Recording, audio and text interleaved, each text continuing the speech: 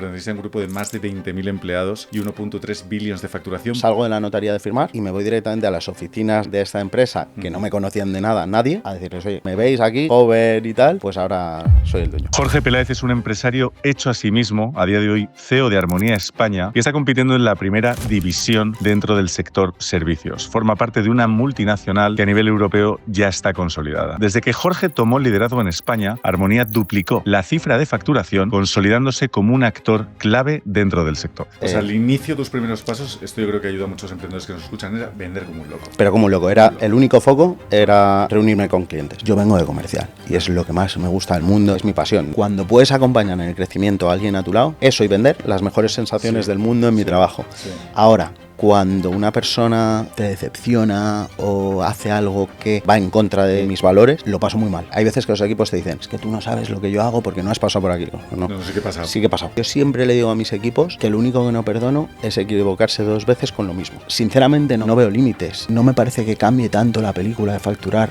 30 a facturar 100.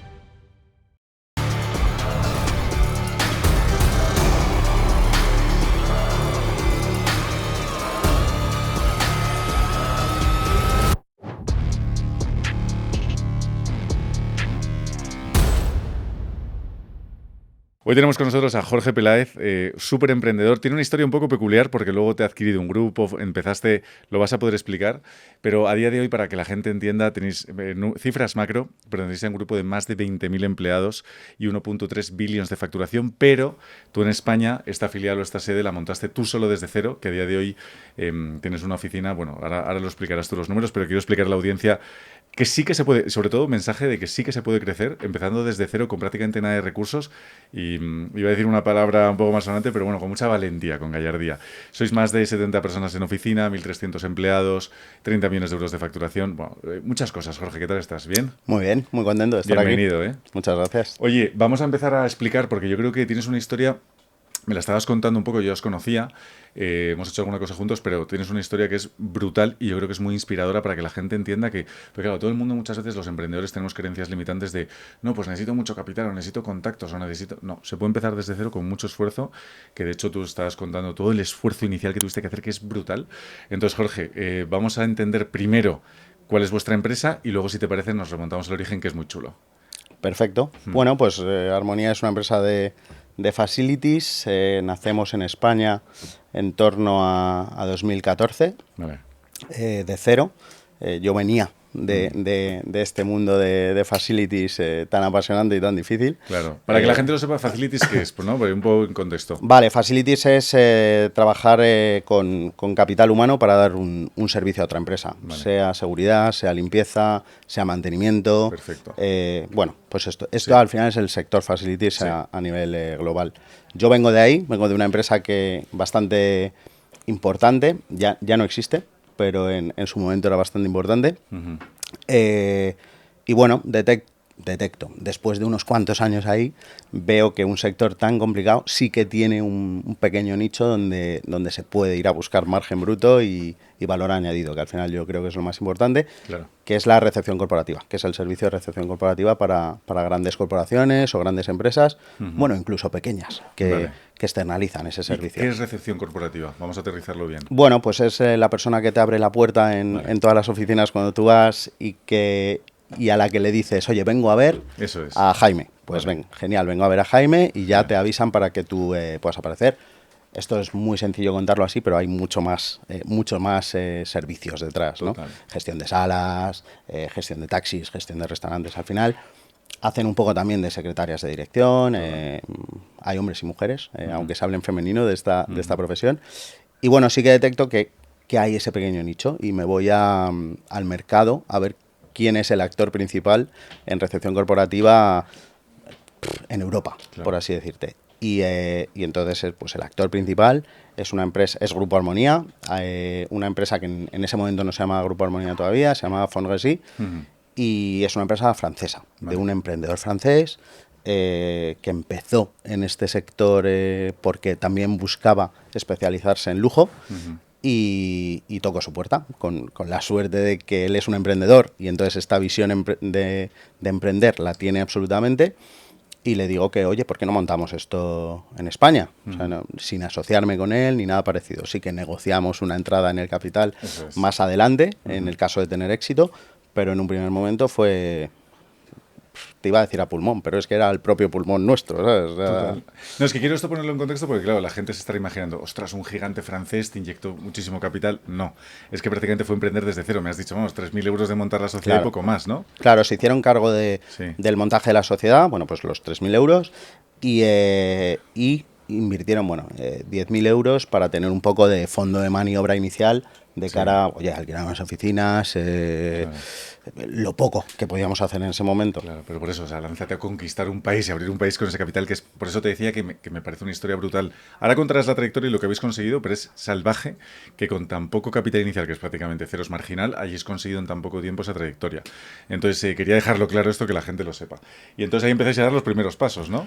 Primeros pasos era yo solo en una oficina muy pequeñita, bueno, en un despacho en Jorge Juan, un despacho de abogados que alquilaban el despachito más pequeño, este que mide 9 metros cuadrados, y yo Zulillo, ¿no? ahí que me fui, a ese despacho, para hacerlo desde algún sitio. A mí nunca me ha gustado hacer las cosas desde casa, siempre me gusta tener un sitio al que acudir. Estar concentrado, ¿no? Trabajando. Eso es. Muy bien. Y así empezamos. Es verdad que muy rápido contraté a una persona para... Oye, pues porque empezábamos a desarrollar servicios y yo solo no llegaba a todo. Pero es esa historia, es un poco una historia de cero. ¿Sí? Yo le cuento muchas veces ahora a los equipos de, joder, yo los 2 primeros años hacía yo las facturas, me iba a correos, compraba sellos, cerraba las cartas, luego me iba a correos a llevar las facturas, estaba deseando que me llegaran los pagos, Claro. las Sobre nóminas, todo eso. sobre todo eso. Al inicio total. Las nóminas, la contratación de todos los trabajadores, o sea, es cuando hay veces que los equipos te dicen, es que tú no sabes lo que yo hago porque no has pasado por aquí. No, sí que he pasado. Sí que he pasado. Te lo A otro garantizo. nivel y a otra Sí, escala, sí, pero sí. sí que he pasado. Ujú. Entonces, bueno, pues esa es un poco la historia. Empezamos a crecer con muchísimo trabajo. Muchísimo trabajo. Yo estaba totalmente focus en vender, vender, vender, vender. O sea, al inicio, tus primeros pasos, esto yo creo que ayuda a muchos emprendedores que nos escuchan, era vender como un loco. Pero como un loco. Como Era un loco. el único foco era reunirme con clientes. Ese era mi único foco inicial. Y tiraste de tus contactos, ¿no? Mira, yo pensaba al principio que, oye, al partir de la base del grupo multinacional francés con todos los clientes que te puedas imaginar, iba a ser un poco, oye, pásame los contactos, pásame la persona que manda en España sobre este servicio, y eso no fue tan natural. O sea, lo que yo pensaba que iba a ser muy natural, no fue así natural, entonces empecé a tirar pues de toda mi agenda, la agenda de mi agenda, los contactos, el tío, el padre, el hermano de todas las personas que conocía para que me recibiesen y venderles el servicio. En esto el grupo sí que me ayudó porque ellos tenían la metodología, ¿no? Claro. Y cómo vendían el servicio de recepción y cómo lo hacían y demás. Y yo con toda la cara del mundo pues empecé a ir a llamar a todas las puertas que conocía. Qué bueno, qué bueno. A ver, es verdad que para mí es el mayor aprendizaje. Las ventas lo curan todo, es el motor del negocio. Tienes que ponerte de cuchillo a vender, ¿no? Total. Y luego ya, claro, va entrando capital, con el capital vas echando talento, clientes llaman clientes. ¿Cuáles fueron los primeros clientes que abriste y cómo lo conseguiste? ¿Cómo fue esa primera reunión que abres tu primer cliente? Pues mira, los primeros clientes fueron una consultora a nivel mundial muy, muy reconocida y una farma muy reconocida y que además ha hecho multimillonaria con las vacunas del COVID. Vale.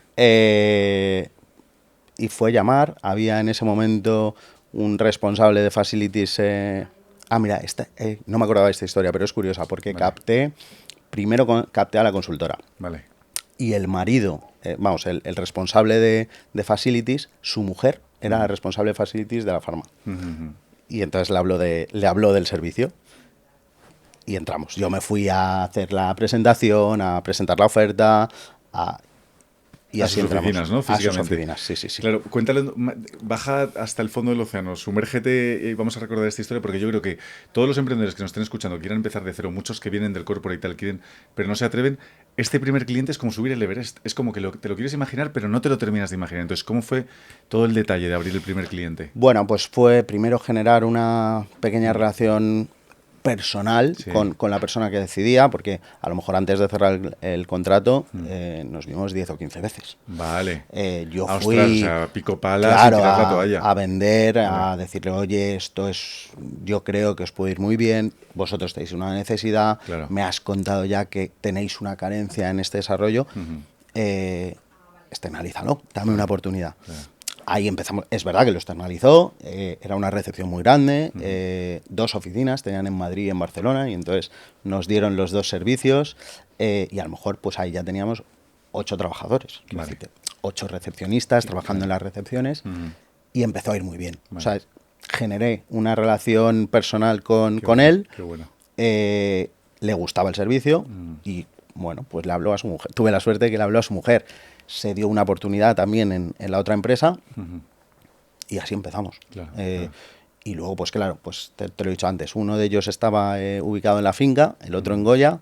El de Goya tenía un edificio entero, pero en la finca es el centro empresarial de la finca. Entonces, ¿qué hice yo? Pues a la vez que iba a ver a este cliente, picaba absolutamente todas las puertas de los de Ibas alrededor. con el rifle, ¿no? Eso es, y entonces Cargado. pues ahí conseguimos también algún que otro cliente, a lo mejor mucho más pequeño, solo una persona, media jornada, pero me daba igual, o sea, ya estábamos empezando a funcionar. Me recuerda muchísimo cuando yo tengo una empresa de servicios educativos y abría con el maletín rollo, iba a vendedor tradicional, bueno, son colegio, puerta a puerta, y cada colegio, aunque me deba igual, aunque me diese una facturación de menos de 1.000 euros al mes, para mí era un éxito, o sea, como si hubiese cerrado un deal a lo Trump. Sí, bueno, las primeras firmas de contrato es la adrenalina máxima. adrenalina, sí. Yo siempre digo a todos mis equipos, les digo, oye, el director general de todas las empresas viene de algún sitio. Uno viene de finanzas, otro viene de recursos humanos.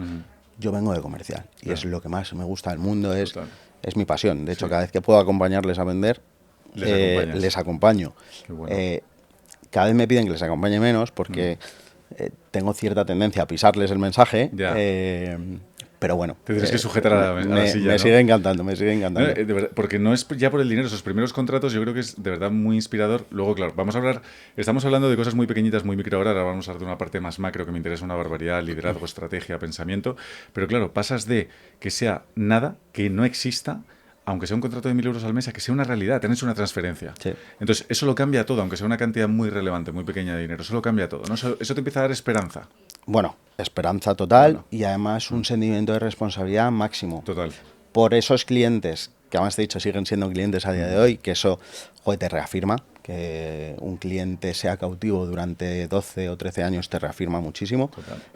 Pero también responsabilidad con esas personas que contratábamos, porque contratábamos personas para trabajar en ese cliente. Entonces, había que formarles, había que seguirles, había que darles algo diferente a lo que les podía dar la competencia, que también estaba llamando a su puerta, ¿no? Muchas veces. Total. Y además, joder, nos ha costado mucho que la gente pueda ver el trabajo de ser recepcionista como un oficio.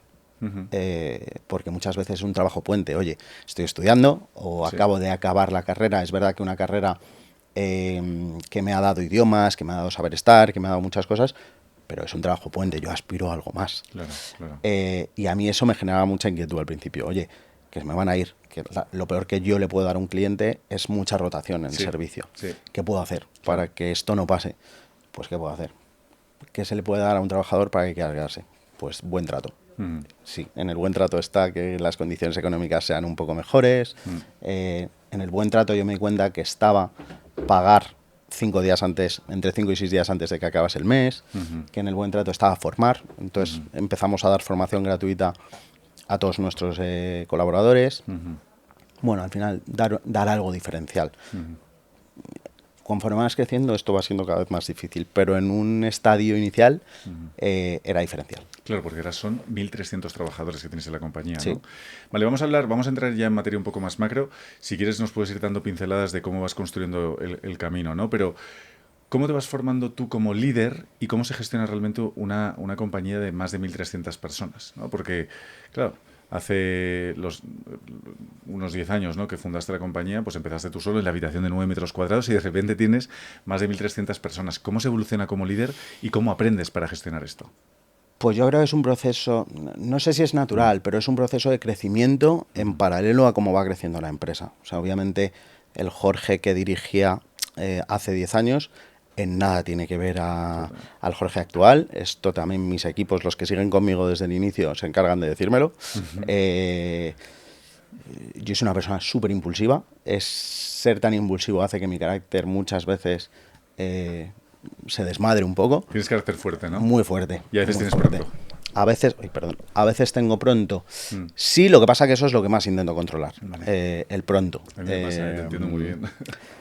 Pero sí, lo intento controlar. Obviamente yo he ido creciendo, evolucionando. Seguramente el Jorge que empezó ni siquiera era directivo, no podía catalogarse como tal. Claro. Me he ido rodeando de gente muy potente, he ido descubriendo talento durante los años de gente que tenía alrededor, he ido fomentando el crecimiento de personas que estaban a mi alrededor para que se vayan convirtiendo en un talento para la compañía. O sea, rodearte de gente muy buena que te apoye, ¿no? Rodearme, sí.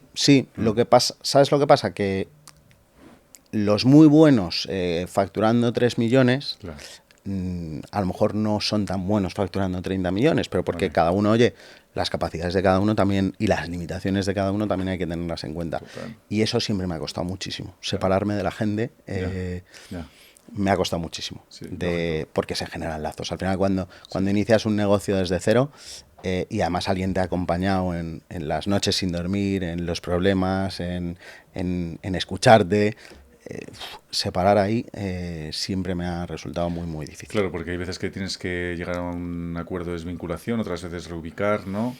En cada caso lo tratas, imagino hay que tratarlo de una forma distinta, es un tema muy delicado. Es muy delicado porque alguien que ha tenido una responsabilidad inicial dentro de la compañía, pero luego tú vas viendo que el nivel de madurez o crecimiento no va al mismo ritmo que la empresa. Claro. Bueno, pues eso, hay que gestionar la frustración también de las personas cuando se dan cuenta de esto. Y o reubicar, o desvincular, o de una manera natural, pues la gente también muchas veces se va dando cuenta de que deja de ser su proyecto. Total.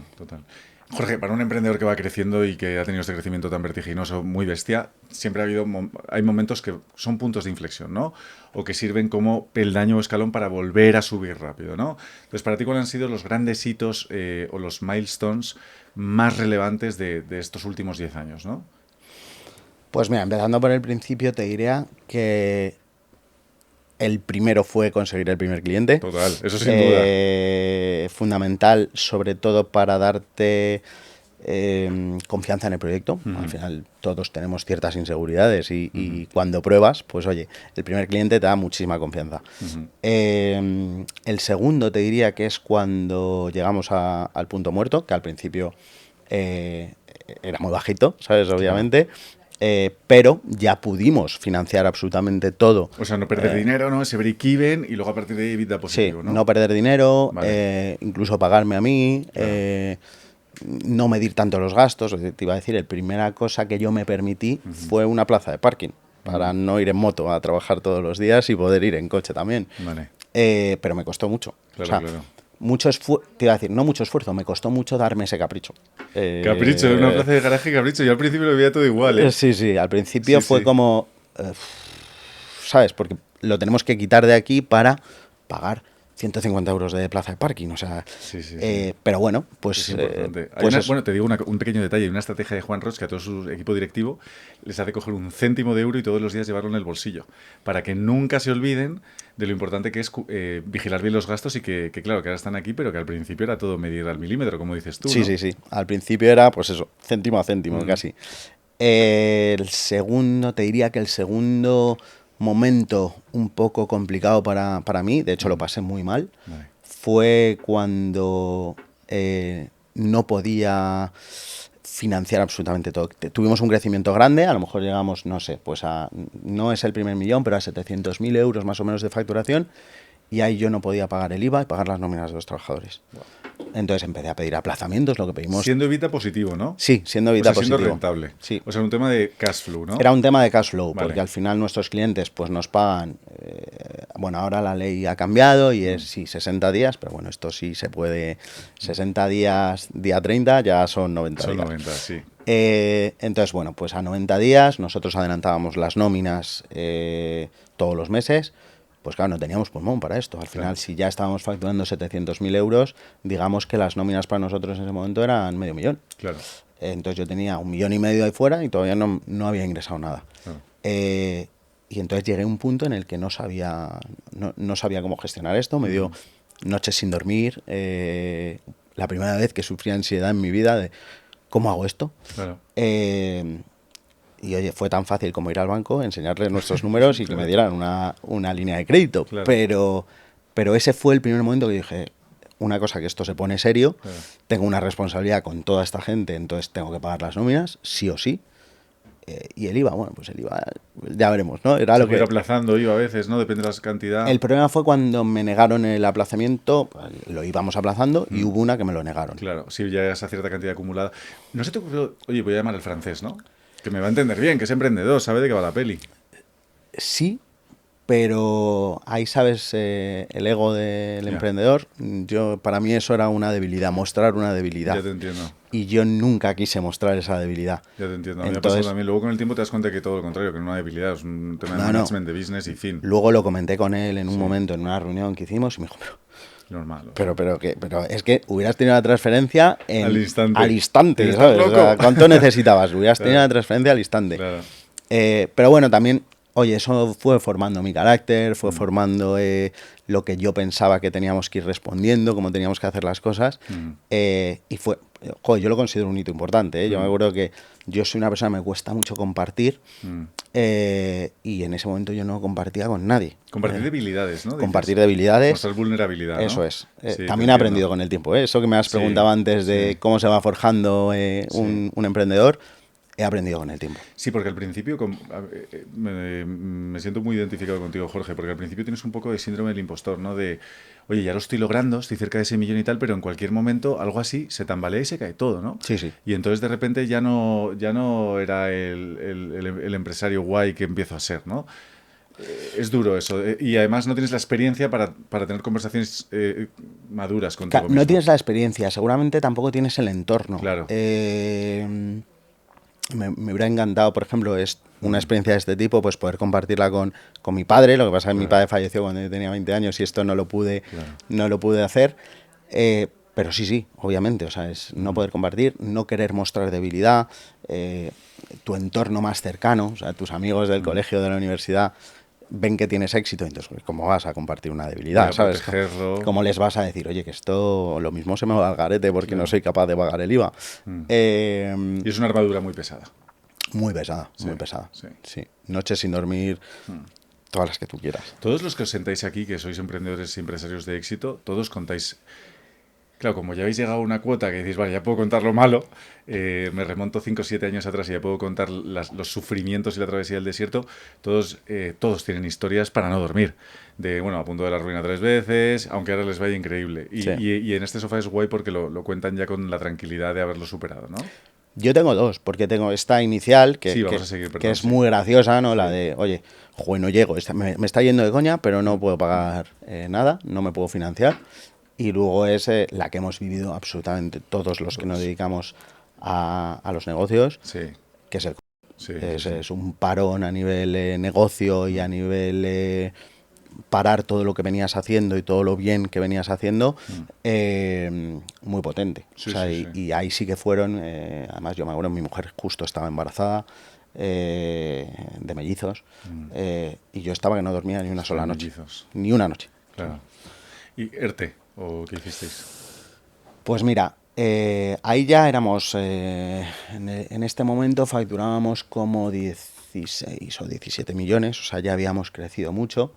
A mí no me preocupaba tanto la subsistencia de la empresa, que en un momento dado sí que me preocupaban los empleados que teníamos. O sea, teníamos 600, 700 nóminas todos los meses. No te hablo de la gente de oficina, que también te hablo de los limpiadores, las limpiadoras, los recepcionistas, los auxiliares, los vigilantes de seguridad, que tienen unos salarios más precarios, por así decirlo, pero que es un salario que en su núcleo familiar cubre una cuota muy importante. Te puedo decir el 100% o el 80% o el 70%. Y me preocupaba muchísimo no poder pagarles. Ya, pero es que 600 empleados, es que claro. Claro. Entonces, ¿qué hicimos? Hicimos ERTEs, pero yo adquirí un compromiso que fue complementar el 100% del salario de las personas que metíamos en ERTE. ¿Hiciste el ERTE rápido? ¿Reaccionaste rápido? Reaccionamos todo lo rápido que pudimos, sí. Porque hubo 2 semanas que no sabía si era la mejor opción o no. Pues nosotros tardamos esas 2 semanas. Yo también. Porque me costaba mucho la idea de... Y porque además era nuevo para nosotros. O sea, yo tenía un equipo legal, ya lo teníamos, pero nunca habían hecho un ERTE en su vida. O sea, ni se lo habían planteado. No, y había mucho miedo, mucha incertidumbre. Era un momento que era todo un movidón. Sí. Entonces, bueno, lo hicimos. Complementamos el salario de todo el mundo que entró en ERTE. Enseguida que podíamos los íbamos sacando. Para nosotros a nivel servicios era muy complicado, porque las personas que estaban tú metías a alguien en ERTE, pero si conseguías un nuevo cliente, antes de contratar a una nueva persona, tenías que ofrecerle el puesto a alguien de los que estaba en ERTE.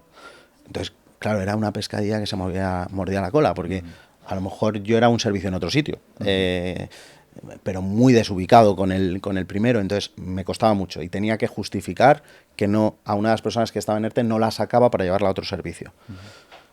Entonces fue muy complicado. Tan complicado que decidimos empezar a sacar a gente de ERTE para poder seguir creciendo. Claro. Porque al mismo tiempo vendíamos servicios. Muy poquitos, ¿eh? Claro. Muy pocos. Sí, total. Pero sobre todo de seguridad vendíamos. Me acuerdo en esa época todos mi entorno me decía: joder, Jorge, os debéis estar forrando, porque como tienes limpieza, debes estar limpiando sin parar con el COVID. Y yo decía, a ver, yo es que limpio oficinas. Claro. Y las oficinas están cerradas. Claro. Y las oficinas cerradas no necesitan limpieza. No, es dramático, fue dramático. Fue dramático. O sea, todo mi personal, yo crecí en seguridad y decrecí en todo el resto de actividades. Pero ese año fue un año negativo, seguro, ¿no? No. ¿Ah, no? No fue negativo. Wow, qué sorpresa. No fue negativo. Qué alegría, qué alegría. Sí, y te cuento cómo lo hicimos, ¿eh? Yo fui muy kamikaze, porque ahora viéndolo con perspectiva, fui muy kamikaze, pero era la única manera de no palmar pasta. De supervivencia, ¿no? Sí, claro. Básicamente. Yo reunía a mi comité de dirección, que en ese momento ya tenía un comité de dirección, muy novel, o sea, éramos muy jóvenes todavía todos, claro. Y les dije, chicos, tenemos que facturar, o sea, aunque no prestemos el servicio. Claro. Y claro, todo el mundo se echó las manos a la cabeza. ¡Loco! Y dije, no os preocupéis, que lo que vamos a hacer es... a ver, nuestro punto muerto, más o menos, estaba en un 13%. O sea, teníamos que facturar un 13% para no perder. Vale. Y nuestros márgenes estaban en torno al 20%. Y les dije, ¿qué os parece si llamamos a todos los clientes, les decimos que aunque no prestemos el servicio, les facturamos un 33%?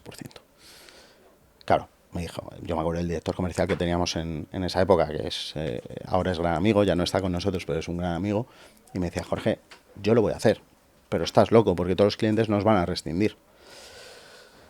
Y yo le dije, ya César, pero o lo hacemos o los que nos vamos a tener que rescindir somos nosotros. Claro. Pero perdona, Jorge, para entenderlo, porque es verdad que es muy kamikaze. ¿Qué lo planteabas? ¿33% cada mes? ¿Como adelanto a luego cuando te vaya a prestar el servicio lo vamos descontando? ¿O cómo? No. Fue, oye, yo no te puedo prestar el servicio por causas de fuerza mayor. Claro. Tú has decidido cerrar tus oficinas. Tenemos un contrato. Claro. Que me permitiría facturarte el 100%. Muy discutible esto de que me lo permitiría, pero bueno, que me lo permitiría. Y oye, necesito que me eches una mano, claro. porque yo me voy al garete, si no. O sea, si no, cierras y te mueres. Sí, total. Claro. O sea, total. Hubiéramos cerrado totalmente y además con ese pasivo de todas esas personas. La piel de gallina, macho, de verdad no sabes cuánto empatizo contigo. Claro, entonces... ¿Y tu mujer embarazada de mellizos? Sí. Mi mujer sin saber nada de todo esto, porque yo solo no dormía por las noches, pero no le contaba. Para no preocuparla. No le contaba. Pues mira, una mezcla, por no preocuparla y porque a mí siempre me ha costado muchísimo mostrar debilidad. Y esto era una gran debilidad también. Qué fuerte. ¿Tu mujer trabajaba? Sí. O sea, había un sueldo que era el de tu mujer que entraba en casa, ¿no? Sí. Vale, importante el contexto. Sí. Mi mujer trabajaba además en gran consumo, en una multinacional, y entraba. Luego la despidieron. Cuando volvió de la baja de maternidad la despidieron. Pero oye, eso es otra aventura, otra historia. Es otra película. Y bueno, pero ese momento fue muy complicado. Claro. Y llegar a... Yo pensé, y es pensamiento kamikaze, de cada 10 clientes, 5... me lo van a aceptar. Y con 5 voy a tener que negociar de verdad. Claro. Y a esos 5 soy capaz de convencer a 3. Yo pensé eso. Sí. Y me decía el equipo, Jorge, es que vamos contigo, pero esto no va a salir bien. Pues salió bien. Te he visto la cara que has puesto de máxima concentración y foco y te imagino en ese tipo de situaciones que sacas Sacas todo, ¿no? Sacas lo mejor de ti, la rabia, el fuego interno, la gasolina, sacas todo, ¿no? El fuego interno sobre Fuego. todo, porque 2019 había sido nuestro mejor año histórico hasta la fecha. Los 3 primeros meses de 2020 íbamos como un tiro, pero vamos, que yo decía, joder, esto es la bomba. Claro. Y de repente llegó este parón y saqué la rabia. Yo todavía a los equipos siempre se lo explico. Esto es como montar un edificio que lo vas construyendo con mucho mimo, con mucho cariño, y de repente las 2 últimas plantas que has construido te dicen, tíralas. Y dices, pues ya, pero es que están perfectas, tíralas. Pues eso hicimos. Eso hiciste. Ejercicio de resiliencia y de guardarte la rabia y de tirar para adelante. Canalizarla bien en la dirección correcta, ¿no? Sí. O sea, a ver, yo intenté canalizarla para los objetivos de la empresa. Seguramente si hablas con las personas que me acompañan en ese momento, yo, incluida mi mujer, yo era la persona más insoportable del mundo. Sí, estabas desatado, ¿no? Estaba cabreado con el mundo. Ya de normal. Oye, una cosa, claro, has llegado ya a 16 millones, 2020 enero, tal, pero para la gente que nos esté escuchando y que quiera aprender de ti, de 1 a 16 millones, ¿cómo lo has hecho? Ahora estamos en 30, pero es que claro, has pasado de 1 a 16. Sí. Espera, ¿cómo has hecho eso? Que tiene mucho mérito. ¿Cómo lo has hecho de verdad? Pues mira, de 1 a 6, o de 0 a 6, perdón, yo mismo. Vale. Bueno, yo mismo y todas las personas que me han acompañado por el camino. Las que siguen y las que han pasado por este proyecto, que yo creo que hemos dejado huella y ellos han dejado huella en nosotros. Vale. Con ilusión. Vale. Con ilusión, con trabajo sin parar, generando ideas, tocando todas las puertas del mundo. O sea, muchísima acción, ¿no? Mucha acción, sin parar. O sea, acción yo sin parar. No pisaba la oficina, vale. Sin parar. Es verdad que luego empecé a dirigir un equipo y entonces eso también requiere tiempo, pero sin parar. O sea, ventas como un loco. Ventas como un loco, Vale. Vemos, o yo veo que hay un punto en el que para crecer de una manera más rápida tenemos que hacer una adquisición y me pongo a buscar. Me pongo a buscar una empresa que nos pueda dar algo complementario a lo que nosotros hacíamos. Eso en el 1,6 millones, ¿no? Eso, cuando llegamos, estamos nosotros más o menos en 6 millones. Vale, un segundo, perdón, del 1 al 6, porque hasta el 1 lo has contado, del 1 al 6, has dicho ventas como un loco sin parar. ¿Qué era? ¿Teléfono, LinkedIn, email o hacías también ads? ¿Cuáles eran los canales de adquisición? Pues ads no hacíamos en esa época, ¿vale? No era un mercado que para mí fuera conocido o muy conocido, y como a mí lo que me había funcionado era ir yo personalmente a puerta fría. Puerta fría, contratamos una empresa que nos buscaba leads, que son grandes amigos ahora, obviamente, porque es que empezamos ahí de cero, y yo iba a todos lados. O sea, yo cogía ¿Tu coche? Me decía, mi coche, o me decían, Jorge, a Barcelona te hemos organizado 4 reuniones. Pues yo me iba a Barcelona, hacía 4 reuniones, Galicia, tal, porque yo además estaba obsesionado con el servicio nacional, yo no me quería quedar en Madrid y Barcelona. Claro. Y así iba yo a todas las reuniones. ¿Ibas a todas las reuniones presenciales? ¿Intentabas por optimizar tiempos mucha videollamada o mucho presencial?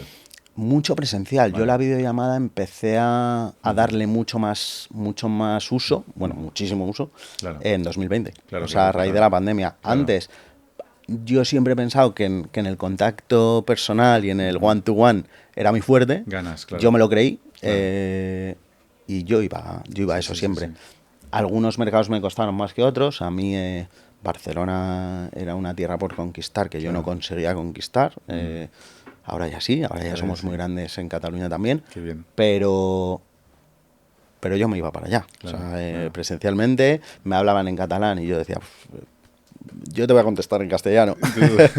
Y bueno, la verdad que la aventura. O sea, fue una etapa de viajar, de moverme, de no pisar la oficina, de no pisar mi casa, una etapa muy bonita. Todo esto conciliando, ¿no? También con tus hijos, tal. Bueno, los niños nacieron a finales de 20mente, vale, entonces ya me había dado tiempo a crear un poco. A crear un poco todo. Sí. Vale, llegas, me ha quedado clarísimo, entonces llegas a esos 6 millones, 7, y ahí te planteas decir, oye, quiero crecer más rápido, orgánicamente sí que puedo, lo veo, pero me planteo una adquisición, ¿no? Sí. ¿Y cómo funciona esto? Pues mira, es un mundo apasionante que me alucinó. Además me metí también de lleno porque no sé hacerlo de otra manera. Y nos pusimos a buscar, bueno, con un par de partners. De Money, ¿no? Sí, de Money. Ahí aprendí que no había que firmar exclusividades con nadie. Y un poco, pues también, pues al final conseguimos una empresa. Yo siempre digo que en nuestro sector, en España, no hay empresas en venta. Cuando tocas a su puerta y entonces empiezan a pensar en euros, te dicen, vale, pues a lo mejor estoy abierto. Claro. Pero estos, bueno, pues eran 2 socios y había habido un pequeño conflicto entre los socios y esa rendija la aproveché para poder entrar. Perfect timing. Sí. Llegamos en el momento perfecto. Luego fue muy complicado, fueron 2 años de negociaciones, se rompieron 3 veces por el camino. Tuve que tomar las riendas yo en lugar de la empresa de Money porque un socio quería vender y el otro no. Tuve que convencer al que no. Llegar a acuerdos diferentes. O sea. Pero, y como me parece súper interesante esto que hiciste, típicas cenas, persuasión, fuerza bruta. Sí, claro. Ten en cuenta que me sacaban 15 años. O sea, eran empresarios que habían montado su empresa, que además eran emprendedores. Los admiro muchísimo a los dos, por lo que han sido capaces también de conseguir. Pues yo, estaban en Barcelona ellos, yo me iba a Barcelona, teníamos reuniones, comidas, llamadas telefónicas. Yo les llamaba todas las semanas, los dos. O sea, parecía que habíamos cerrado el deal y de repente te llamaba uno y te decía, yo no vendo. ¿Cómo que no vendes? Me estás volviendo loco. Y entonces ya me llamó el de Money, que era su asesor, y me dijo, Jorge, yo lo doy por perdido, no soy capaz de llegar a un acuerdo con ellos. Si tú lo intentas, y bueno, si lo intento, el fee para mí, ¿no? Claro. No fue para mí, fue para él. Pero yo me llevé el premio gordo, que fue conseguir la negociación, que para mí era súper importante. Y ese momento final del all-in de la verdad, de matchball, último punto decisivo, que fue en una cena y te lo camelas, ¿cómo negocias? ¿Qué le dices? Pues mira, esto fue por separado y además en ese momento no quise que quise llevar estrategias diferentes con cada uno. Claro. Entonces, con el que no quería vender, me lo llevé a cenar, le dije, ¿qué es lo que quieres? ¿Qué es lo que quieres? Llegamos a un punto y yo lo tenía preparado para que lo firmase. Vale. Y entonces me llevé la firma. Te lo llevaste preparado. Y luego llamé al otro. Esto ya con el otro era mucho más fácil. De hecho, me ha acompañado luego en el camino un poquito. Pero te dijo que quería, vamos a lo difícil. Es que me encanta que la gente siga aprendizajes prácticos. Te sentaste con él a cenar, no quería vender. No quería vender. Y dije, vale, ¿por qué no quieres vender de repente? ¿Cuál es? ¿Qué es lo que pasa? Que yo no quiero riesgo. Yo quiero un precio fijo. Yo quiero que me pagues esto. Vale. Y digo, vale, pero te quedas sin earnout de salida ni nada. O sea, si no me vas a acompañar durante el camino, yo te pago un fijo. Y estoy dispuesto a subir un puntito el múltiplo. Vale. Pero hasta aquí. Claro. Sí, no, bueno, un tira y afloja, tal. Venga, pues. En la propia cena. Tantos millones. Múltiplos de EBITDA, ¿no? Sí. Vale, tantos millones. Sí, tantos millones. No es público, ¿no? No. Vale. Y entonces, pues cerramos. Con él lo cerré.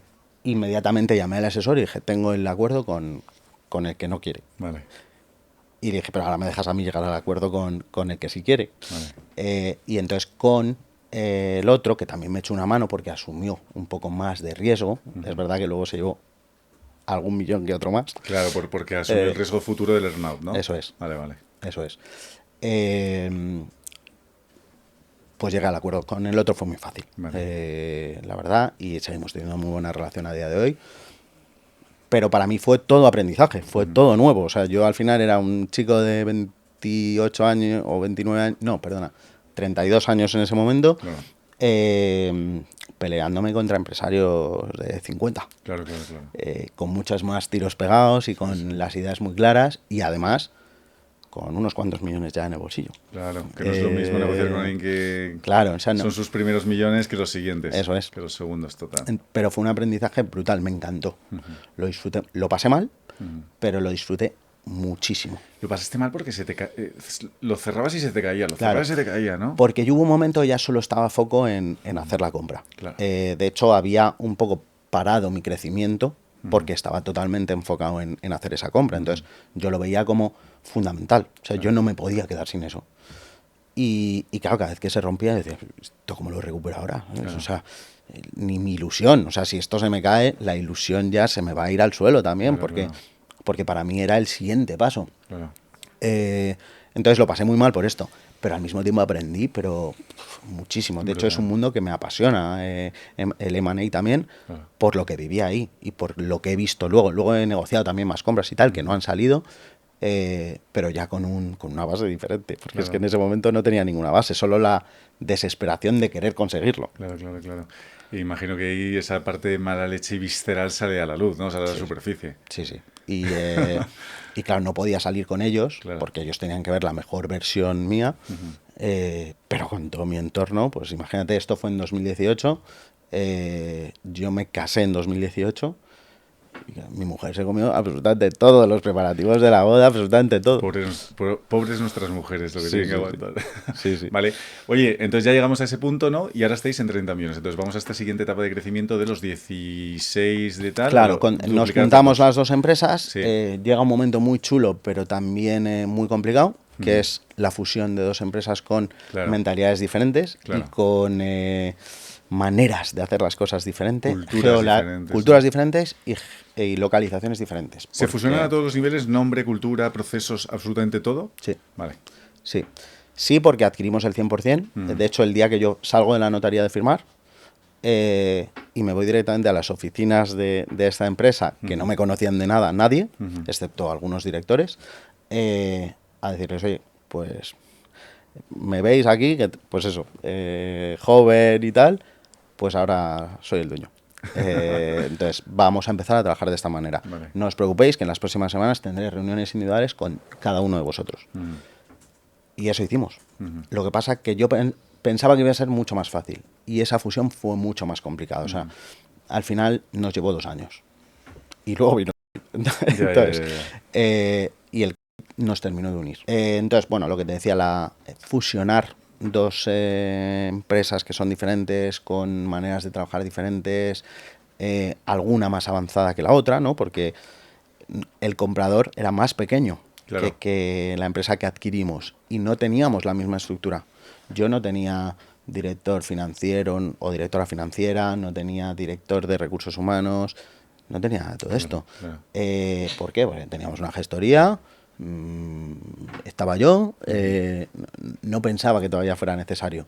Aquí sí. ¿Qué dificultades te encuentras tangibles, de verdad? Porque me imagino de sentarte con Juan, me invento el nombre, y que te mire así de reojo diciendo, ahora tú qué me vas a decir, ¿no? Sí. Del estilo de eso, me imagino, un tema de personas, de mucha fricción. Ahora este tío que nos va a contar, ¿no? Sí, básicamente eso. Mira, tú imagínate que yo el primer año iba en traje y corbata todo el tiempo. Yo me pensaba que así me iban a respetar más. Claro. Imagínate. ¿Qué me encuentro? Pues mira, para que sea muy visual, me encuentro una empresa que ha montado un comité de dirección para venderse, o sea, para parecer más profesional. Claro. Y me encuentro muchas carencias en esos puestos. Claro. Yo, cuando llego, les digo, oye, os aseguro que aquí no venimos a desmontar nada, vais a seguir conmigo, no os preocupéis por nada. Y a los 6 meses había despedido a todos, menos a la directora financiera, María, que hoy sigue conmigo, es mi mano derecha, de mi entera confianza. Por diferentes motivos, pero básicamente... ¿Cuánta gente era? Porque esto tiene muchísima chicha para contar. Esto sí que es carne de podcast. Pues era una directora de recursos humanos, un director general y una directora comercial. Pero te encontraste enemigos, ¿no? En vez de aliados. Sí, me encontré gente que no quería remar al mismo ritmo que yo. Ya, macho, es que esto es duro, ¿eh? Y esto fue muy duro porque además yo no quería despedirles, porque todo lo que fuese despedirlo estábamos geolocalizados en ciudades diferentes. Ellos estaban en Barcelona, yo estaba en Madrid. Mira, también es muy gráfico. Yo me fui de viaje de novios en mayo, habíamos comprado en febrero y solo les dije, oye, por favor, ¿sabes? O sea, me voy 20 días, que no pase nada. Pues llego a Japón, que estuvimos en Japón, y me llama el director general, oye, que la directora de Recursos Humanos ha cogido la baja médica. Digo, joder, os he pedido 20 días, cabrones. Me río, pero yo estaría muy mala hostia. No, o sea, yo me río, pero me río a todo lo pasado porque sé que te va bien. Si no, no me reiría. No, tú imagínate que yo me conectaba cuando mi mujer se dormía, que obviamente aquí hubo cierto conflicto porque ella no quería que yo trabajase estando de luna de miel. Claro. Cuando yo aprovechaba se dormía y cogía el ordenador en la cama y me ponía, porque por horario, ¿sabes? Y Y claro, pues me montaron esto es porque había una guerra entre el director general y la directora de recursos humanos y ella decidió pues salirse de la ecuación en un momento Pero se determinado. cogió una baja de ansiedad, depresión, Sí. nada de esto, sí. Sí. Y entonces pues Que, nada. que me parece poco sano, o sea, me parece, dimite, Sí, sí. ¿no? No te cojas una baja de ansiedad que no tienes ansiedad, dimite, ¿no? Esto me parece una mala praxis, Muy mala. horrible. Muy mala. Pero bueno, pues me encontré esto. Entonces nada más llegar en el viaje de novios, me fui. Oye, vamos a tomarnos un café y me cuentas qué ha pasado. Y ahí pues tomé partido por el que era el director general y dije, oye, pues vamos a negociar una salida de tuya y llevaba 15 años antigua en la empresa, o sea, imagínate lo que me costó. Ya.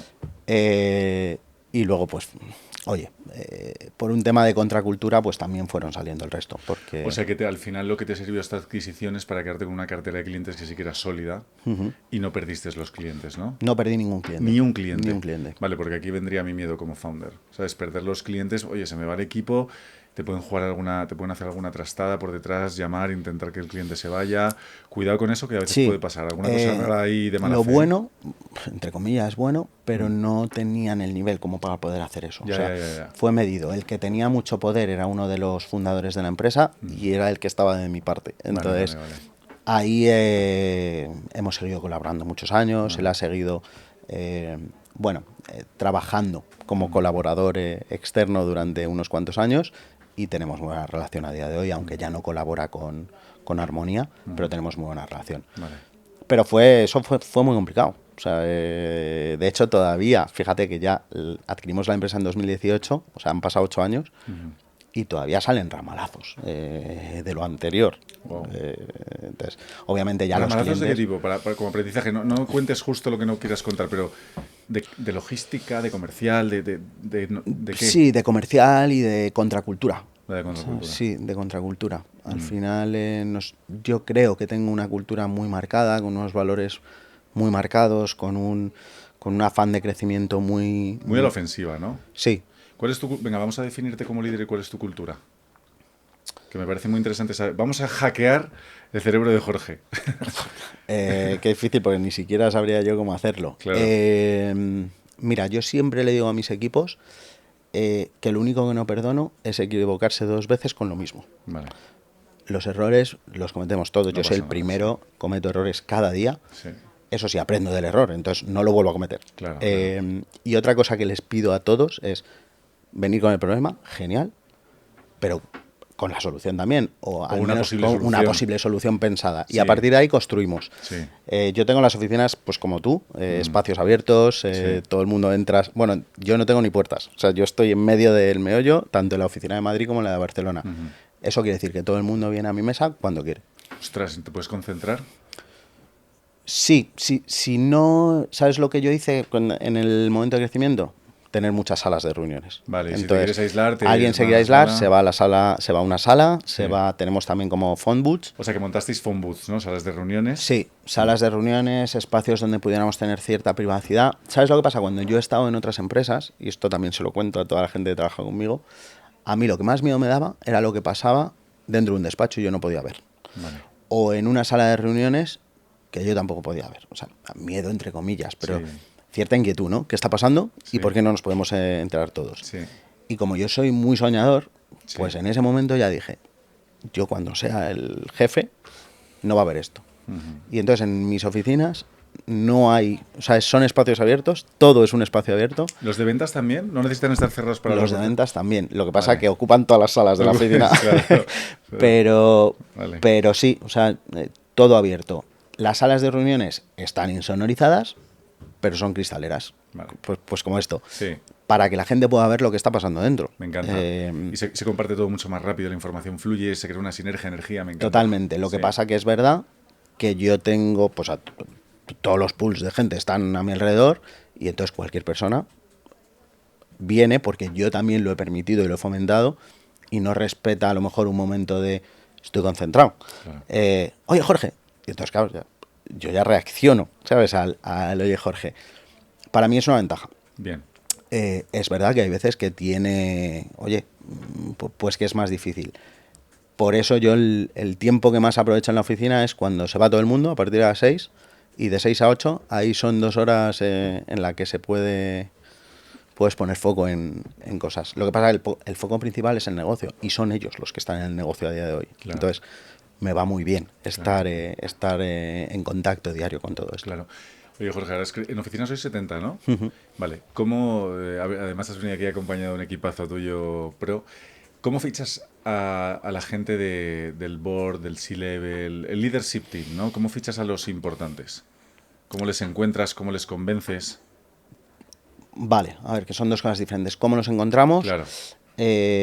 Pues ahí, a través de todos los medios que podemos utilizar, LinkedIn, búsqueda directa, tenemos un equipo de talento muy potente, y de hecho la directora de talento está en mi comité de dirección porque me parece fundamental. Es súper importante. Y ella busca los perfiles. Ahora, yo los valido todos. O sea, alguien que vaya a trabajar conmigo yo estoy en la segunda entrevista y estoy en la final, que ya estamos solos, esta persona y yo. Ujú. Y es un tema de feeling. Vale. O sea, a lo mejor son 2 horas de conversación, no es ni entrevista, pero Claro. a lo mejor son 2 horas de conversación y es un tema de feeling. Ujú. Y me he equivocado muchas veces. Ya, normal. Muchísimas. Normal. Yo también. Y además me llevo unos palos brutales cuando me equivoco con Ya. las personas, Ya. pero supongo que es parte del camino y del aprendizaje. No, y también te llevas unas alegrías, de repente cuando aciertas brutal con alguien dices, Dios santo, qué avión. Cuando puedes acompañar en el crecimiento a alguien a tu lado, yo creo eso y vender las mejores sensaciones Sí, del mundo en mi sí, trabajo. Sí. Ahora, cuando una persona te decepciona o hace algo que va en contra de mis valores, en este caso, lo paso muy mal. Ya, O sea, ya, pero ya. además, mi entorno y mi equipo más directo saben lo mal que lo paso, porque Sí. lo sufro durante Sí, sí. unos días Te o comes el coco tal, ¿no? mucho. Yo también, sí. Y siempre me parece que, oye, y con una conversación lo entenderá y nunca funciona. No, hay cosas que no tienen solución. Nunca funciona. Ya, total. Te quiero preguntar cómo manejas la presión, el estrés. Momentos reales o sea, los problemas gordos, ¿vale? Los problemillas es que ya te resbalarán como si tuvieses un chubasquero. Pero los problemas complejos, ¿cómo soportas el estrés? ¿Qué haces? Me refiero a deporte, meditación, sencillamente pensar, te vas a pasear, no sé, o sea, lo que sea. Pues mira, he ido evolucionando también en esto, para serte sincero. Obviamente el deporte, y ahora he introducido de una manera muy radical el deporte en mi vida, y todos los días, y me ayuda mucho. En algún momento que lo he pasado muy mal con algunos asuntos, pues mira, incluso he tenido que ir a terapia, o he ido a terapia. ¿Temas de ansiedad? ¿O de...? No sé si decirte ansiedad. Mira, yo he ido a terapia porque mi mujer me obligó. Así como titular, está muy bien, pero es que es la realidad. Para un clip de YouTube está chulo, un short. Es la realidad. O sea, hubo un momento que me dijo, Jorge, estoy hasta aquí, ¿sabes? Entonces, te he pedido cita, vas a ir y vas o vas. Estabas atascado con temas hiperrayado, con algunos Sí, temas concretos. estaba atascado. Pensamientos estos, ¿cómo se dice? Garrapata, ¿no? Recurrentes, rumiantes, ¿no? Pensamientos rumiantes, ¿no? Pero no solo de trabajo, no solo profesionales. Seguramente se juntaron muchas cosas. Sí, seguro. Cosas que no supe afrontar bien, porque te lo he dicho antes, soy una persona bastante reservada. Me cuesta mucho, voy siempre con la coraza por delante. Ya. Y entonces ha habido momentos pues eso, pues mi mujer no me soportaba en casa, Claro. en la oficina no me soportaba nadie. Claro. Pero no te das cuenta, tú estás metido, enfrascado en tu día a día, y hasta que alguien no te abre esos ojos, y en mi caso pues fue mi mujer, que es el pilar fundamental, pues no los abrí, pero me ayudó mucho más de lo que yo pensaba, y de hecho me ayudó a enfocarme en algunas cosas. Fueron unos meses, pero me vino muy bien. ¿Qué son conversaciones? ¿Qué preguntas y respuestas, ¿no? ¿Método socrático o te dan alguna herramienta concreta? Pues mira, estos fueron monólogos. Bueno, ella se sentaba, era una chica, una terapeuta, y yo hablaba. Claro. Desahogo. Sí, básicamente. Y ella casi me asentía con la cabeza y ya está. Casi no hablaba. Sí que hubo un punto en el que ella usó, pues, un mecanismo, no sé cómo llamarlo, pero pues yo tenía algo ahí como encerrado. Te contaba antes que mi padre falleció cuando yo tenía 20 años. Y yo estaba en un punto que me parecía que todo era poco. O sea, ella me abrió los ojos en esto, ¿no? Me dijo, ¿tú te das cuenta que solo ves a tu padre como desde arriba, mirándote con reproche? dije, hostias, ¿sabes? Pues nunca lo había pensado, pero es verdad que él, que jamás me reprochó nada en todo el tiempo que estuvo conmigo, y yo solo veo a una persona ahí arriba reprochándome cosas, y yo nunca estoy a la altura. Ya. Entonces, pues eso me hizo cambiar un poco la visión, fíjate, que de creerme un poco más las cosas incluso, ¿no? De decir, joder, oye, mira para atrás, ¿sabes? Mira un poco, disfruta del momento, disfruta de los pequeños logros, de los pequeños éxitos, porque eso es lo que más me ha costado, ¿eh? O sea, yo te he contado la historia, pero ni disfruté el primer millón, ni disfruté llegar a 6, ni... A ver, yo me sentía el rey, pero no paré a decir, hey, vamos a celebrar. Claro, claro.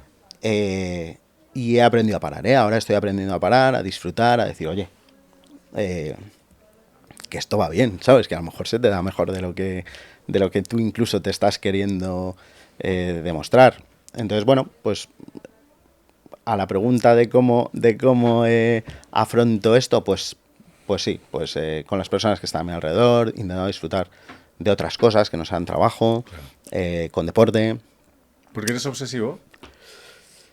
Soy obsesivo con lograr los objetivos que me pongo. Y entonces hasta que no lo logro, no paro. Claro, ¿cómo notaste la ansiedad? Porque claro, la ansiedad es difícil de explicar, nunca has tenido y de repente tienes ansiedad. Dices, ¿esto qué es? ¿Cómo la detectas y cómo la superas? Pues la detecto la primera vez que tengo un poco de ansiedad y fue cuando llegamos o sea, cuando no podíamos pagar lo que te he contado antes, nóminas e IVA. Pero mi ansiedad iba más por intentar mantener ese crecimiento y ese éxito, ¿no? ¿Y cómo detecto? Pues no sé, me siento imposible canalizar un nervio que me entra. Ya. Es verdad que rápidamente, pues oye, o hablando con alguien, o rumiándolo yo solo, o con deporte. O con deporte, el deporte es fundamental. O con deporte. ¿Qué vas al gym o te gusta algún tipo de deporte o triatlón? O... Pues mira, durante una época estuve muy obsesionado con el CrossFit, bueno. hasta que me lesioné, como todo el mundo que hace Sí, CrossFit, total. yo creo. Ahora gimnasio todos los días y correr. Me gusta mucho salir a correr sin música y sin nada. O sea, soy yo solo pensando en mis cosas y llego nuevo, ¿sabes? Ya lo he pensado todo. Y oye, ahora voy a hacer en mayo la Spartan Race, que tengo unos amigos que se han vuelto locos y me han apuntado a la de 21 kilómetros. O sea, 21 es durete, ¿eh? Sí, sí. 21 sí. media maratón es duro, ¿eh? Yo hice una media maratón y es durete. Sí, sí. Qué bueno. Oye, quiero que la gente que nos esté escuchando aprenda a negociar y de estrategia de negocio. Entonces, ¿cómo te preparas para una negociación? ¿Qué estrategias utilizas? ¿Cómo negocias para conseguir tus objetivos? Depende de la negociación. Lo que me ha enseñado el tiempo también es que en determinadas negociaciones de empresa, si yo no estoy, es mejor. Vale. Entonces, en esas, lo que hacemos es toda la estrategia de negociación que tienen que llevar a cabo mis equipos, sin mí, pero están preparadas conmigo durante mucho tiempo. En las negociaciones que hago yo solo, obviamente acompañados por mi equipo, porque ya nada lo hago solo. Vale. Ahora tengo un equipo de personas muy potentes, además, joder, también quiero agradecerles y estoy muy agradecido de todo lo que hacen. Entonces, pero cuando estoy yo solo, enfrente de alguien, me he puesto el objetivo, yo sé a dónde quiero llegar. Y en base a ese objetivo voy jugando. Pero en mis negociaciones siempre hay una parte fundamental que es el compromiso que yo adquiero, que para mí es innegociable. Oye, si yo he adquirido un compromiso, 100% lo voy a cumplir. Vale. 100%. Y es la credibilidad que yo creo que me he ganado, tanto con clientes como con proveedores, incluso, y con, obviamente, todos mis colaboradores más cercanos. ¿Ves? Lo de no lo intentes, hazlo. Sí. ¿No? O sea, no negocio conmigo mismo, me lo he propuesto, lo voy a hacer y fin. Sí, sí. Conmigo, y eso creo que lo hacemos todos, intentar negociar un poco con nosotros mismos y demás. Y yo siempre he pensado que a mí, cada uno tendrá su momento, pero a mí el único momento en el que no me engaño es cuando estoy yo solo con mis pensamientos. Normalmente es los 15 o 20 o una hora antes de dormirme, cuando estás en la cama que todavía no te has dormido. Yo ahí no me engaño. Yo ahí sé si ese día no he dado el 100%, si podía haber hecho las cosas de otra manera, si tengo algo que reprocharme, es el momento también para decir, oye, no vayas por ese camino. Ahí nunca me engaño. Que también se lo digo siempre a mis equipos, oye, no os engañéis a vosotros mismos. Ya. O sea, pues todos somos conscientes de absolutamente todo. Luego, durante el día tenemos corazas, obviamente, y las tenemos que tener para mantener la ilusión de los equipos, para mantener la confianza de los clientes, para mantener muchas cosas, pero ahí no. Y para mí ese es el momento de la verdad. Claro. Claro. Sí, el packaging, ¿no? Que todos tenemos un poco de packaging en el mundo corporate. Oye, vamos a entrar en una sección que son las preguntas de la audiencia, ¿vale? Power Questions, así que venga, vamos a entrar. Bueno, la primera pregunta, Jorge, de la audiencia es, oye, que esto seguro es que además la gente le inquieta un montón, es, cuando una empresa crece mucho y crece rápido, ¿qué es lo primero que se rompe? Se romperán tornillos, seguro. Pues mira, por desgracia, lo primero que se rompe es el equipo de confianza. O sea, te lo decía antes, no es lo mismo estar preparado para facturar 3 millones que estar preparado para facturar 30. Y mucha gente sí que es consciente de sus limitaciones, mucha otra gente no lo es, claro. Pero porque nunca se ha visto a prueba para ello. Entonces, cuando se rompen esos equipos, es muy duro. Claro. O sea, cuando has empezado un proyecto con alguien, crees que lo vas a mantener para toda la vida, ¿sabes? Como un matrimonio, claro. Y de repente se rompe y dices, joder, y volver a empezar. Divorcio, ¿no? Es como un poco divorcio. Sí, es como un poco divorcio. Y vuelves a empezar. Es verdad que a mí tengo otra persona que colabora conmigo, Javi, que siempre me dice, Jorge, ilusiónate por lo nuevo. Claro. O sea, vas a contratar a una persona nueva, ilusiónate con eso. Deja ya de pensar en quién ha salido. Y eso también me sirve, poner el foco ahí. Vale. ¿Pero qué se rompe? Joder, profesionalizar algo es muy complicado. El engranaje hay que... ¿Sabes lo que pasa? Yo no sé si a lo mejor cuando lleguemos a 100 millones esto ya fluye solo. Pero a día de hoy todo es pensar en cómo vamos a llegar a ese nivel. O sea, joder, estamos creciendo, estamos mejorando. ¿Cómo lo mantenemos? ¿Cómo lo mantenemos? Y entonces vamos cambiando cosas diariamente, vamos creando cosas diariamente. A mí se me ocurre muchas, pues corriendo o en la ducha, se me ocurre. Total, la ducha es buen sitio, ¿eh? Un montón de ideas. Sí, sí. Y claro, llego a la oficina, está aquí Chema, y le digo, Chema, esto, hay que ponerlo en marcha.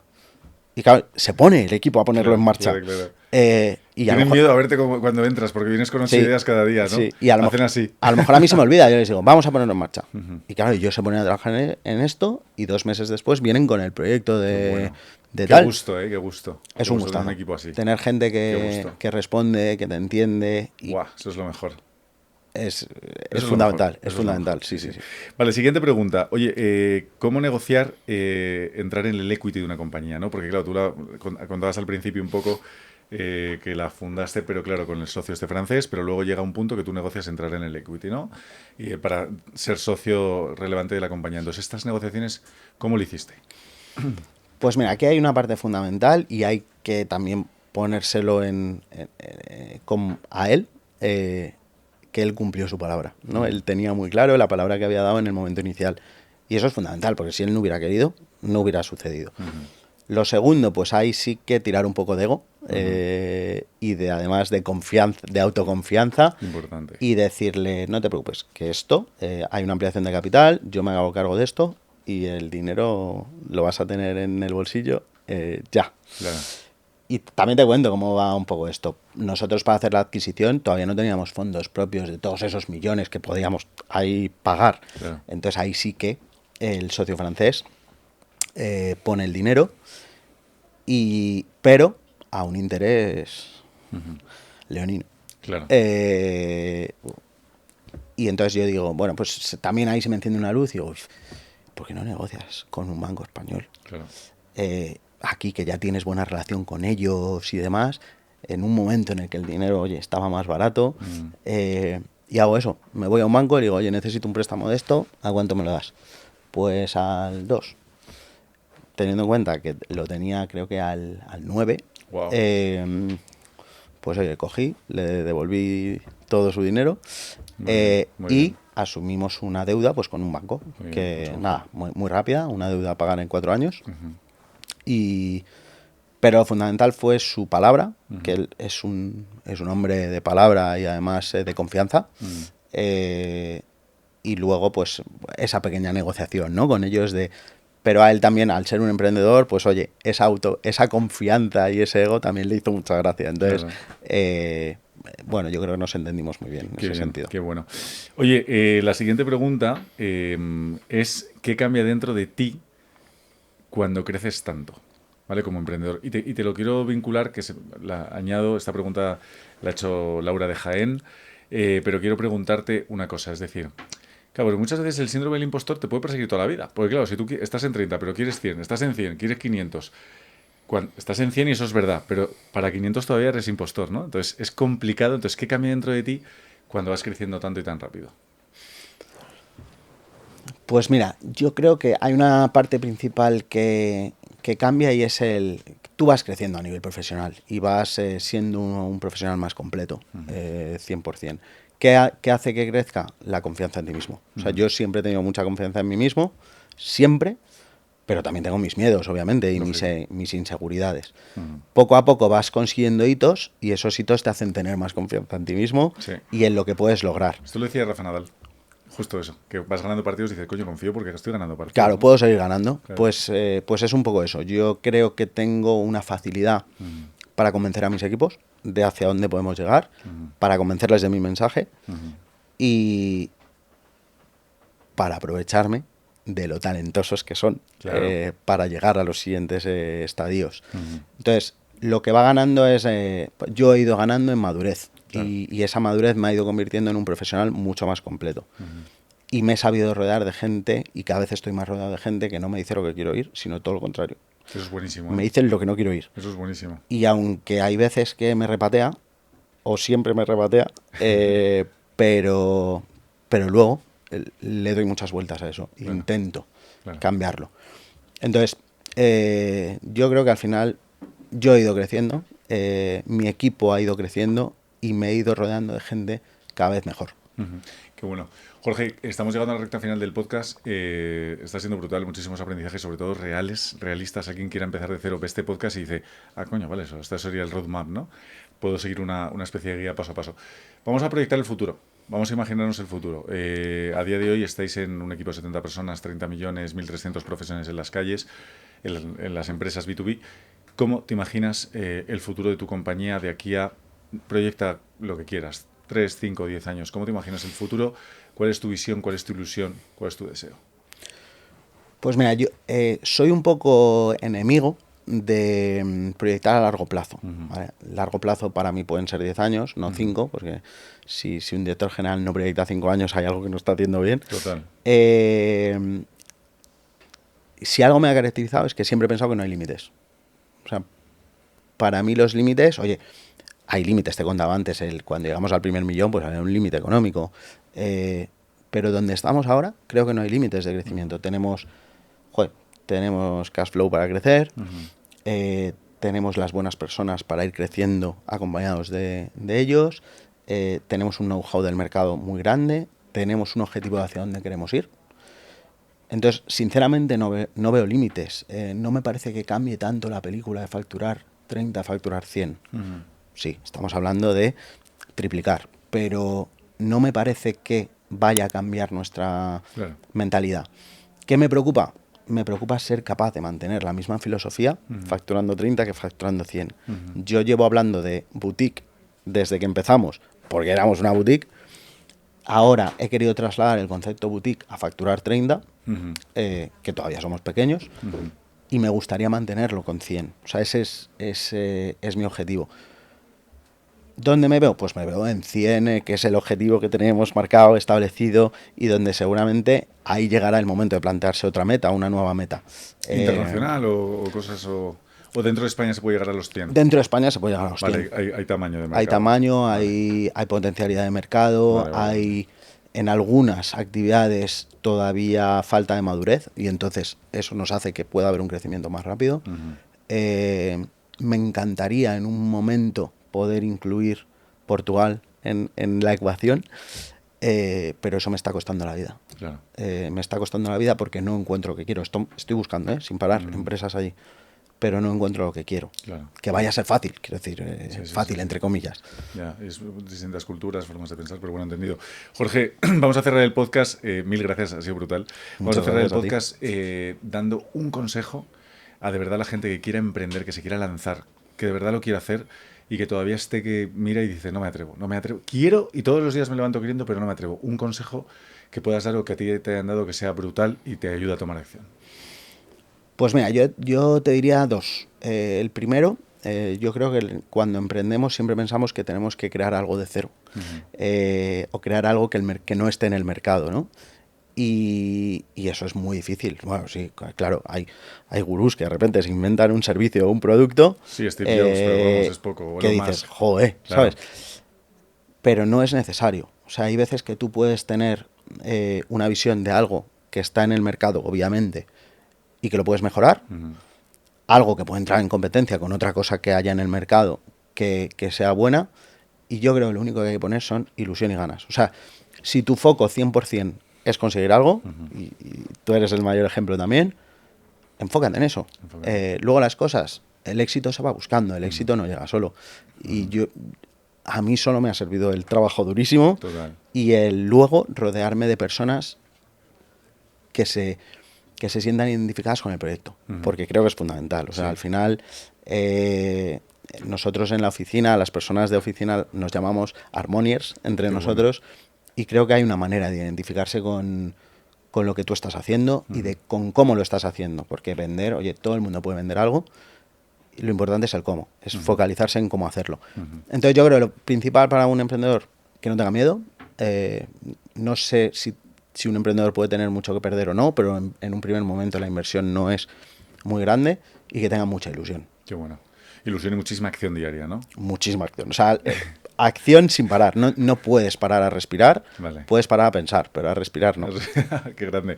Pues Jorge, estoy seguro de que Harmonía va a ir increíble los próximos años. Gracias por haber venido, ha sido un auténtico placer y espero que te lo hayas pasado muy bien. Me lo he pasado genial, Jaime. Muchas gracias a ti, a todo tu equipo. Sí. Y oye, seguimos. Venga, un abrazo grande.